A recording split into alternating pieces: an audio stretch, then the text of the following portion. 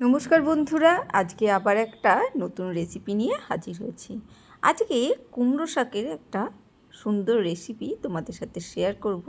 কোনো বাটাবুটি ঝামেলা ছাড়াই একটা কুমড়ো শাকের রেসিপি, একটা অতি পুরনো রেসিপি, সিম্পল সহজ রেসিপি কিন্তু আজকে তোমাদের সাথে শেয়ার করছি। অনেকে হয়তো জানো, অনেকে যারা জানো না তারা অবশ্যই একদিন করে দেখো। কুমড়ো শাকটা কেটে ধুয়ে পরিষ্কার করে রেখেছি, একটু গরম জলে ভাপিয়েও রেখেছি। জানোই আমি আগাগোড়াই বলি শাক পাতা সবসময় একটু গরম জলে একটু ভাপিয়েই রাখি, তাই ওই রকম দেখতে হয়ে গেছে। আর আলু কেটে রেখেছি। এখানে তেল গরম করে নিয়েছি, সাদা তেল। তাতে আমি একটু বড়ি ভেজে নিচ্ছি। এটা প্যাকেটেরই বড়ি, কেনা বড়ি, মানে বাড়িতে দেওয়া বড়িটা আমার শেষ হয়ে গেছে। শেষ ঠিক হয়নি, নষ্ট হয়ে গেছিলো। এবারে জানি না কী কারণে নষ্ট হয়েছিল। আগের বছরের বড়ি ছিল, মা দিয়ে গেছিলো।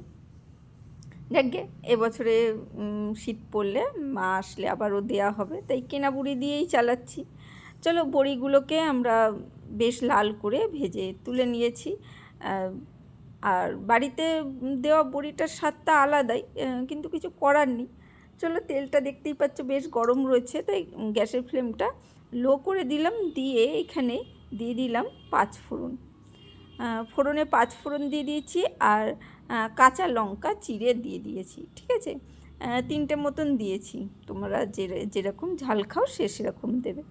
তার মধ্যে দিয়ে দিয়েছি আলু, দিয়ে সুন্দর করে ভেজে নিচ্ছি, হালকা করে নাড়াচাড়া করে আলুটাকে ভেজে নাড়াচাড়া করে নিচ্ছি।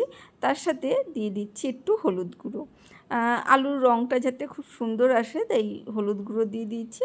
একটু লবণও দেবো, দিয়ে ভালো করে কিন্তু আলুটাকে ভেজে নেব। অবশ্যই এইভাবে ট্রাই করে দেখো। এটা একটা পুরনো রেসিপি, কিন্তু অনেক সময় কি হয়, আমাদের বাটাবুটি মানে প্রচুর ঝামেলা থাকে, সেই সব করতে ইচ্ছা করে না। তাই এইভাবে যদি করো খুব তাড়াতাড়ি হয় আর খুব সুস্বাদু হয়। মানে বাচ্চারাও কিন্তু এই শাক দিয়ে পুরো ভাত খেয়ে নেবে। একবার অবশ্যই ট্রাই করে দেখো। দেখো, লবণটাও দিয়ে দিয়েছি, দিয়ে আলুটাকে বেশ একটু হালকা করে ভেজে নেব। মানে একটু ভাজা হলে শাক চচ্চড়িতে আলুটা বেশ ভালো লাগে, তাই আলুটাকে একটু নাড়াচাড়া করে ভেজে নিচ্ছি। এবারে দিয়ে দিচ্ছি টমেটো কেটে রেখেছি। ওই একটা মিডিয়াম সাইজের টমেটো অর্ধেক নিয়েছে, ছোট হলে একটা নিয়ে নিও। দিয়ে সামান্য নাড়াচাড়া করে নিচ্ছি। আর টমেটো তো মোটামুটি একটু হালকা নাড়াচাড়া করলেই আস্তে আস্তে গলে আসবে, কোনো অসুবিধে নেই। তাই একটু মিডিয়াম ফ্লেম রেখে টমেটোটাকে কিন্তু খুব সুন্দর করে নাড়াচাড়া করে নিচ্ছি। এবারে দিয়ে দিচ্ছি একটু বড় সাইজের কেটে রাখা বেগুন, একদম ছোট ছোট কাটিনি, একটু বড় করে কেটে রেখেছি। আর এই বর্ষাকালে না শাক পাতা কিন্তু খুব ভালো করে পরিষ্কার করে ধোবে ঠান্ডা জলে, এবং গরম জলে লবণ দিয়ে কিন্তু ভাপিয়ে রাখবে। মানে জলের মধ্যে চুবিয়ে কিছুক্ষণ রেখে দেবে, তারপরে জল ঝরিয়ে নেবে। কারণ প্রচুর পোকামাকড় থাকে বর্ষাকালে বলে না, সব সময় শাক পাতাতে হয়, কিন্তু বর্ষাকালটা একটু বেশিই হয়। দেখো, শাকটা দিয়ে দিয়েছি, বেগুনটা দিয়ে নাড়াচাড়া করে শাকটা দিয়ে দিচ্ছি। শাকটা দিয়ে দিয়েছি কারণ বেগুনের সাথে তাহলে কী হবে, শাকটা বেশ সুন্দরভাবে একটু নাড়াচাড়া করে ভাজা ভাজা হয়ে যাবে। একটু হালকা ভাজা ভাজা হলে না কুমড়ো শাকটা, তাহলে বেশ খেতে স্বাদ আসে। কুমড়ো শাকের একটা আলাদাই কিন্তু টেস্ট। এবছরে আমি প্রচুর কুমড়ো শাকের রেসিপি কিন্তু কয়েকটা দিয়েছি। আরও যদি দেখতে চাও অবশ্যই বলো, আর সেইগুলো যদি না দেখে থাকো অবশ্যই দেখে নিও। নতুন পুরনো সব বন্ধুদের জানাই অসংখ্য ধন্যবাদ এইভাবে পাশে থাকার জন্যে। প্রতিদিন এইভাবে পাশে থেকো, আমি তো থাকিই জানো। একটু দেরি হয় হয়তো, কারণ ওই সবার সম্পূর্ণ ভিডিওটা দেখে যেতে একটু দেরি হয়ে যায়, তার মধ্যে কাজ থাকে, সবাই তো জানো। আর সবাই একটু ফুল ওয়াচ করে দিও। জানি আমার বন্ধুরা ওয়াচ করেই দেবে, কারণ সবাই কীভাবে কষ্ট করে করছে সবাই জানে। আর এইখানে একটু চাপা দিয়ে রেখে রেখে কিন্তু আমরা শাকটাকে রান্না করছি, একটু লো ফ্লেমে রেখে চাপা দিয়ে দিয়ে রান্না করছি। একটু ক্যামেরাটা সাইড হয়ে গেছে হাতটার লেগে, কিছু মনে করো না। আর শাকটাকে একটু চাপা দিয়ে রান্না করলে কি হয়, মানে শাকটা খুব তাড়াতাড়ি নরম হয়ে যায়, মানে শাকের যে ভেতরে জলটা রয়েছে সেটা বেরিয়ে আসে, ডাঁটাগুলো খুব সুন্দর রান্না হয়, একটা দারুণ স্বাদ বেরিয়ে আসে। তাই একটু মিডিয়াম ফ্লেম রেখে একটু চাপা দিয়ে দিয়ে রান্না করবে। আর এখানে আমি একটু জল দিয়ে দিয়েছি, যেটা ভিডিওটা কোনো কারণে উঠিনি, ঠিক আছে। এই দেখো অল্প একটু জল দিয়েছি, সেটাই দেখিয়ে দিলাম। এবারে চাপা দিয়ে দেবো। এই ডাঁটা আলু এইগুলো না খুব ভালো করে তাহলে ফুটে মানে সেদ্ধ হয়ে যাবে, সেই জন্য একটু জল দিয়েছি। না হলে লো ফ্লেমে রেখে রেখে জল ছাড়াও রান্না করা যায় শাকে, কোনো অসুবিধে নেই, কিন্তু একটু লো ফ্লেমে রেখে সেটা রান্না করতে হয়। কিন্তু ঝটপট যেদিনকে থাকে সেদিনকে একটু জল না দিলে খুব তাড়াতাড়ি হয় না। তারপরে দেখে নিচ্ছি আলুগুলো সেদ্ধ হয়েছে কি। আলুগুলো মোটামুটি সেদ্ধ হয়েছে, দেখে নিলাম। জলটা আরও শুকাতে হবে। এই পর্যায়ে আমরা কিন্তু ভেজে রাখা বড়িগুলো দিয়ে দিলাম। তাতে কি হবে, বড়ির ভেতরে রসগুলো বেশ ঢুকে যাবে, মানে শাকের রসগুলো বেশ ঢুকে যাবে সুন্দরভাবে, মানে স্বাদ হবে। তাই বড়ি দিয়ে আবারও একটু নাড়াচাড়া করে একটু চাপা দিয়ে কিন্তু ভালো করে ফুটিয়ে নেব। এটা তোমরা যদি আলু সেদ্ধ হয়ে যায় হাই ফ্লেমে দিয়ে শুকিয়ে নেবে, কোনো অসুবিধে নেই। আর যদি মনে হয় আলুটা সেদ্ধ হয়নি তাহলে চাপা দিয়ে সেদ্ধ করবে।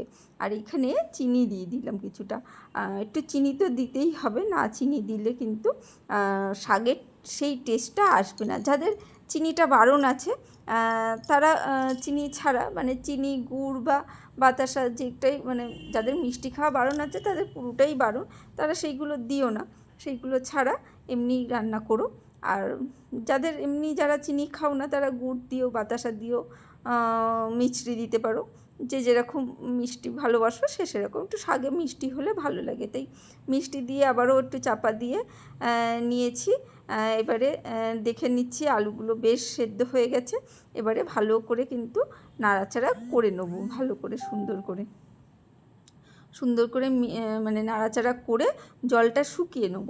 আর আমি যে বলেছিলাম বাটাবাটি ছাড়া কিভাবে করছি, মশলা কিন্তু আমি দেবো, মানে এমনি শাক এমনি কিন্তু নাড়াচাড়া করে এইভাবেই রান্না করছেন। এইভাবে করলেও ভালো লাগে, কোনো অসুবিধে নেই। কিন্তু আমি একটা জিনিস দেবো যেটার জন্যে শাকটা কিন্তু সত্যি অসাধারণ হয়ে ওঠে। তোমরা করে দেখো, খেয়ে দেখো, বাচ্চারাও কিন্তু পছন্দ করে।